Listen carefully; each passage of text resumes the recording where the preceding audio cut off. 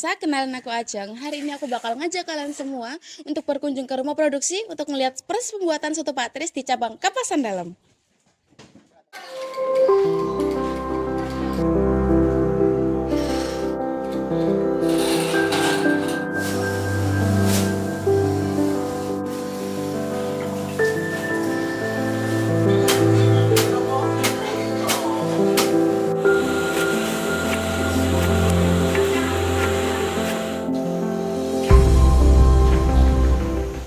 Halo Kak, kenalin aku Ajeng.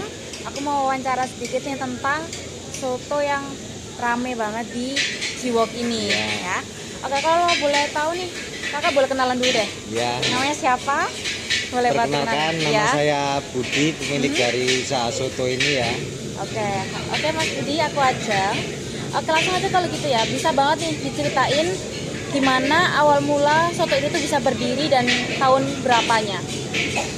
Untuk awal mulanya berdiri, kemungkinan saya lupa ya. Oke. Tapi seingat saya sih tahun 99. Tahun 99 ya. Oke, terus nah namanya kan soto ayam Pak Tris nih. Ini alasannya kenapa dikasih nama ini? Ada filosofinya kah?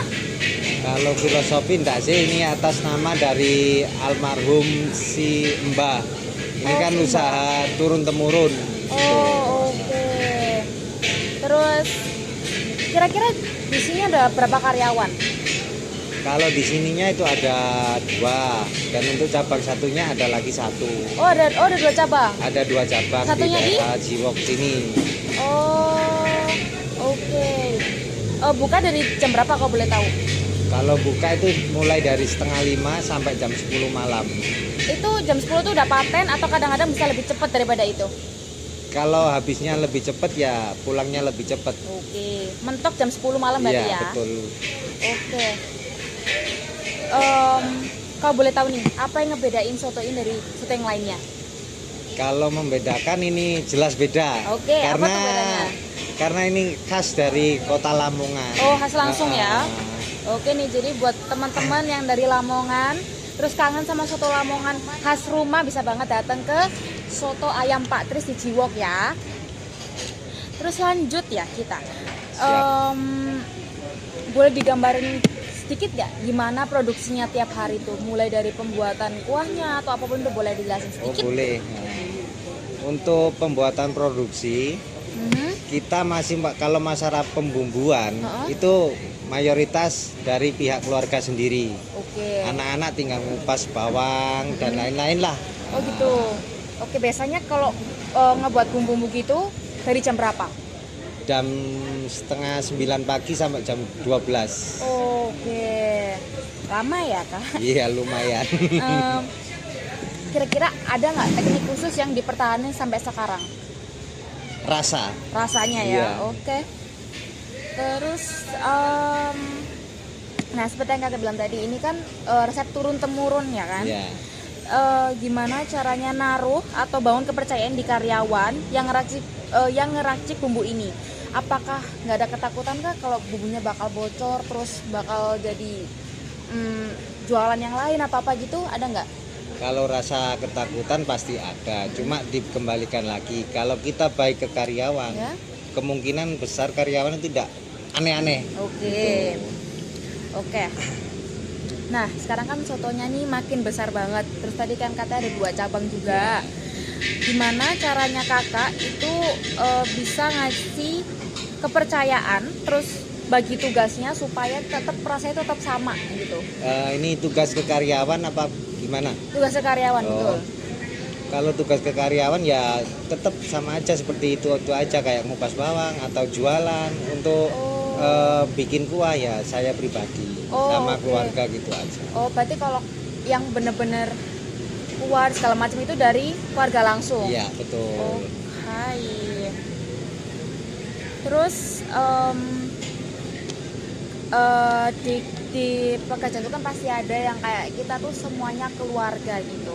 Nah, gimana caranya Kakak tuh ngerangkul mereka semua, terus supaya mereka juga nggak aneh-aneh seperti yang Kakak bilang tadi, itu gimana? Kalau kita untuk merangkul ke karyawan itu ya seperti kita anggap keluarga sendiri lah. Anggap usaha ini milik kita bersama. Oh gitu, oke. Kira-kira nih, sekarang tadi kan udah karyawan, sekarang kita masuk ke pembeli, ke konsumen. Kira-kira ada nggak cerita unik atau cerita menariknya juga, boleh ceritain kalau misalnya ada.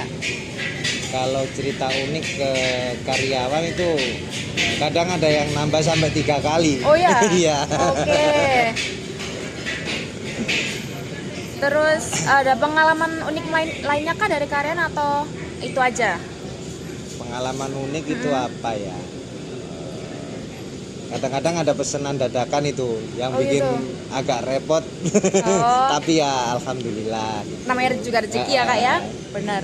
Terus nah, kira-kira tantangan atau krisisnya tuh apa? Apalagi kayak seperti yang mengingat di beberapa tahun lalu itu COVID kan, itu pasti pendapatan pasti dan omset pasti turun. Itu gimana cara ngatasinnya? Cara ngatasinya, aku kemarin sempat mengurangi karyawan 1 gitu. Jadi aku harus turun dulu karena omset kita secara nggak langsung pasti menurun. Oh ya, itu di waktu COVID itu omsetnya benar-benar turun banget kah? Nggak sampai setengah sih. Oh ya, alhamdulillah berarti ya kalau gitu. Terus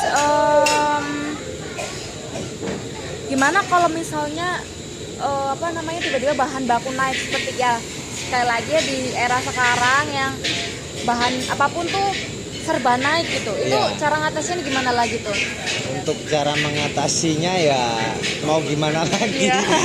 Memang sudah kebutuhan harus. Cuman kita ngatasinya ya misalkan dari harga 28 sekarang kita naikkan jadi harga 30 gitu. Oh gitu, berarti walaupun bahan baku sekarang melonjak tetap mempertahankan kualitas ya, karena kan sometimes ada yang kayak tiba-tiba nyari produsen yang lebih murah gitu, di sini enggak berarti ya? Enggak, masih tetap ya. Oke.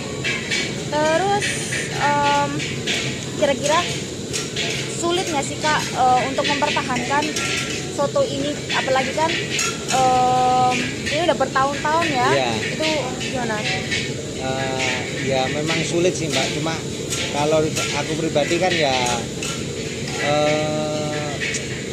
lebih baik kalau ada orang beli, konsumen gitu, kita ajak ngobrol, sharing-sharing, gini apa kendalanya soto ini, kurang apa, jadi kita kan langsung diperbarui terus. Oke, berarti mendengarkan saran dan kritik ya? Iya betul. Nah kalau misalnya dipresentasikan, kira-kira seberapa persen kesulitan mempertahankan ini kak, dari 1 sampai 100?